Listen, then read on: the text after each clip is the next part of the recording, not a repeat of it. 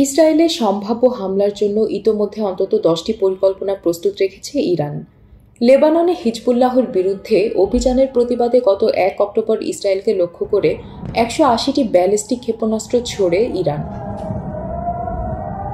ব্যাপক এই ক্ষেপণাস্ত্র হামলার পর গত 5 অক্টোবর জাতির উদ্দেশ্যে দেওয়া এক ভাষণে ইসরায়েলের প্রধানমন্ত্রী ইরানে হামলার ঘোষণা দেন। তবে কবে নাগাদ এই হামলা চালানো হতে পারে সে সম্পর্কিত কোনো সুনির্দিষ্ট দিন তারিখ ঘোষণা করেননি তিনি। নেতানিয়াহুর বক্তব্যের প্রতিক্রিয়ায় আইআরজিসির এক কর্মকর্তা বলেন, তিনি একথা বলতেই পারেন, তবে যদি ইসরায়েল ইরানের ভূখণ্ড ও সার্বভৌমত্বের ওপর হামলা করে কিংবা ইরানের রেড লাইন অতিক্রম করে, সেক্ষেত্রে সেই হামলার কঠোর জবাব দেওয়ার মতো সক্ষমতা আমাদের আছে। আর ইসরায়েলে হামলা চালানো সংক্রান্ত অন্তত 10 পরিকল্পনা আইআরজিসির হাতে রয়েছে। এই 10টি পরিকল্পনার কয়েকটি যদি আইআরজিসি বাস্তবায়ন শুরু করে, তাহলে ইসরায়েল অভূতপূর্ব সংকটে পড়বে।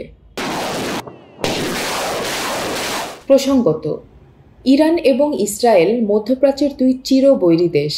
মধ্যপ্রাচ্যে ইরানের সমর্থন ও মদতপুষ্ট যেসব সশস্ত্র রাজনৈতিক গোষ্ঠী রয়েছে, সেগুলোর প্রত্যেকটির লক্ষ্য রাষ্ট্র হিসেবে ইসরায়েলকে ধ্বংস করা।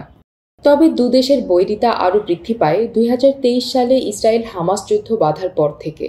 গত বছর 7 অক্টোবর থেকে শুরু হওয়া এই যুদ্ধ এখনও চলছে। এদিকে ইসরায়েলি বাহিনী অভিযান শুরুর পর থেকে হামাসের প্রতি সংহতি জানিয়ে দক্ষিণ লেবানন থেকে ইসরায়েলকে লক্ষ্য করে রকেট ও ক্ষেপণাস্ত্র ছোড়া শুরু করে ইরানের সমর্থনপুষ্ট সশস্ত্র ইসলামিক গোষ্ঠী হিজবুল্লাহ। জবাব দিতে শুরু করে ইসরায়েলও। উভয় পক্ষের সংঘাতে এ পর্যন্ত কয়েক হাজার মানুষ নিহত হয়েছেন। নিহতদের অধিকাংশই হিজবুল্লাহর সদস্য এবং লেবাননের নাগরিক। সেপ্টেম্বরের মাঝামাঝি থেকে হিজবুল্লাহর বিরুদ্ধে হামলার তীব্রতা বৃদ্ধি করে ইসরায়েল। দেশটির বিমান বাহিনীর অভিযানে নিহত হয়েছেন হিজবুল্লাহর প্রধান নেতা হাসান নাসরুল্লাহ সহ গোষ্ঠীটির বেশ কয়েকজন শীর্ষ কমান্ডার।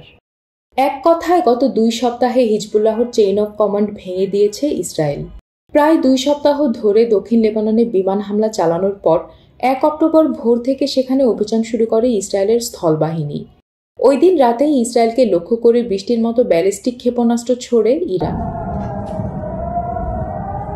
গত 3 অক্টোবর কাতারের রাজধানী দোহায় এক ব্রিফিংয়ে ইরানের প্রেসিডেন্ট মাসুদ পেজেশকিয়ান বলেছেন, তার দেশ ইসরায়েলের সঙ্গে যুদ্ধ চায় না।